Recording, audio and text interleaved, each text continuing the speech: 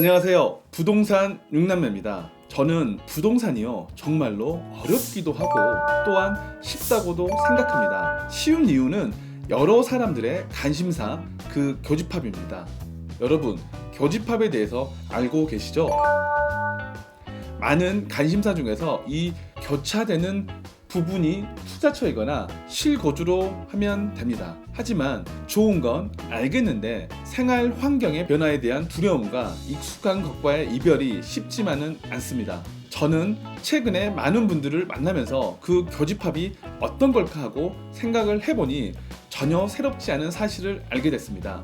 너무나 당연해서 눈에 띄지 않던 포인트, 그건 공사 중인 GTX A 노선에 가깝고요. 주변 수요가 신축에 대한 수요가 굉장히 많아야 하고 청약 조건이 비교적 괜찮고 실거주자와 투자자들이 눈여겨볼 수 있는 곳이라 생각합니다. 그 포인트가 되는 곳이 조만간 분양을 예정에 있거나 분양을 했습니다. 많은 사람들의 주목을 받고 있으며 청약 조건이나 전매 조건이 좋아야 실거주자 또는 투자자들의 많은 유입이 들어올 거로 예상되는 것, 그곳이 포인트라 생각합니다. 제가 올 한 해에 아쉬웠던 순간들이 몇 번 있었어요. 여름에서 가을로 진입하던 시기 8월에서 9월 달 정도 된 것 같은데 항상 알면서도 놓치는 게 있는데 너무나 일상이 바빠서 체크를 못하는 것, 그래서 어찌 보면 제 핑계거리인데요. 제가 가장 아쉬웠던 포인트가 하나는 이거예요. 미분양 물건이 완만하게 소화가 되다가 갑작스럽게 빠지는 순간이 있습니다. 너무나 순식간에. 예를 들어 검단 미분양 물건이 대략 3천여 개가 어느 일순간에 다 계약이 돼버렸죠. 왜 그 주목받지 못했던 검단 신도시가 분양이 다 돼버렸을까요? 그리고 그거를 알면서 나는 어떠한 행동을 했을까요? 저는 현장에 있었기 때문에 그 사실을 일반 분들보다는 조금 빨리 알 수 있었습니다. 그래서 저는 어떻게 했느냐, 주변 지인들에게 검단 신도시를 좀 더 추천을 해줬습니다. 그래서 투자성이 너무 강한 분들보다는요, 실거주자 반, 투자 반인 분들에게 강하게 추천을 해줬습니다. 여러 교통 호재보다는 입주해서 2년 뒤 모습만을 보고 추천을 해줬는데요. 제 개인적으로 5년 뒤에 실현될 호재보다는 단순하게 살면서 2년 뒤에 그려질 모습을 더 믿고 그렇게 투자를 하라고 했습니다. 저는 그래서 궁금한 게 인식의 변화입니다. 검단 신도시는 항상 꼬리표가 따라다녔어요. 검단은 안 된다. 거기서 무조건 안 된다. 안 돼, 안 돼입니다. 하지만 여름이 지나면서 정부의 분양가 상한제와 교통 호재에 맞물려서 주목을 받게 됐고요. 그 인식이 확 달라졌다는 겁니다. 그래서 거기에 현금의 유동성이 한몫을 또 했죠. 저금리가 장기화되고 투자처를 못 찾은 많은 돈이 부동산으로 쏠리고 있는 것도 맞습니다.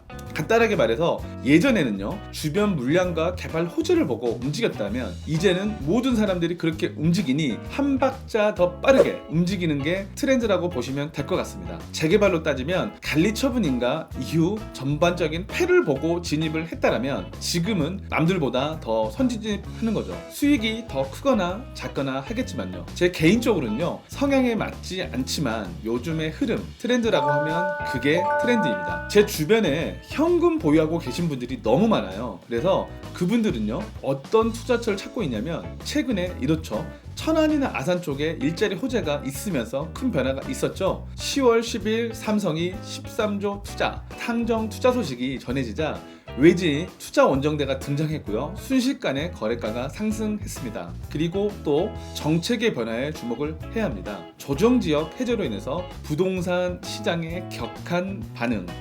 시장은 예측의 영역이 아니고 대응의 영역이다라는 말이 정말 맞는 것 같습니다. 너무 가파른 상승이 부담되는 것도 사실이에요. 너무 순식간에 올라버리니까. 그리고 그 결과보다는 그 과정과 이후에 저희는 집중해야 합니다. 2018년 겨울에 많은 전문가들이 2019년 무조건 매도 타이밍이며 실수요자들은 관망을 해야 한다라는 의견이 99%였습니다. 그분들의 전제 조건은 정부의 부동산 규제에 관한 의지가 매우 강하며 대외 변수적으로 세계 경기가 너무 안 좋다는 게 의견이었는데요. 하지만 이 의견에 대해서 누구 하나 반론하시는 분이 없었죠. 너무나 당연한 얘기였으니까요. 그럼에도 불구하고 우상향 한다는 분이 한 명 있었습니다. 그분은 바로 이상우 애널리스트입니다. 네, 지금은 퇴사를 했고요. 유튜브에서 이상우 애널리스트를 검색해서 보시면 좀 더 다양한 소식을 접해들 수 있는데요. 이상우 애널리스트가 생각하는 부동산의 변화가 두 가지가 있습니다. 그 두 가지 중에서 큰 이슈가 있는데 모두 다 부동산 시장에 장기적인 영향을 주는 것들로 보시면 될 것 같아요. 첫째는 자사고와 국제고, 외고가 2025년까지 일반고로 전환된다는 점입니다. 사실 강남 부동산 시장에는 핵폭탄급 사건입니다. 그리고 둘째는 2020년 4월에 총선이 있다는 거. 4월 14일까지 지역 현안들이 매일 거론될 것이라는 의미를 두고 있습니다. 그래서 저는 이상우 애널리스트의 의견을 많이 참고하는 편입니다. 2020년 봄은 국회의원 선거가 있고요. 2022년에는 대통령 선거가 또 있습니다. 부동산에 대한 정부의 강한 규제 정책에는 큰 변화가 없을 것 같고요. 그에 맞는 투자자들의 관점 변화가 분명 있을 겁니다. 우리들은 너무 앞서가지 말고 반박자만 빠른 타이밍으로 진입하면 될 것 같습니다. 앞에서도 얘기했듯이 부동산 6남매에서는 2020년 착공 중인 교통 호재와 신축에 대한 수요가 만나는 곳, 그리고 경기가 어렵고 강한 규제책임에도 불구하고 꼭 관심을 가져야 하는 곳을 집중적으로 다뤄볼 예정입니다. 환절기 시야원 관리 조심하시고요. 부동산 6남매 다음 시간에 또 만나요. 지금 보신 영상이 도움이 되셨나요? 도움이 되셨다면 왼쪽 구독 버튼을 꼭 눌러주시고 오른쪽 영상은 제가 추천하는 동영상입니다. 꼭 봐주세요.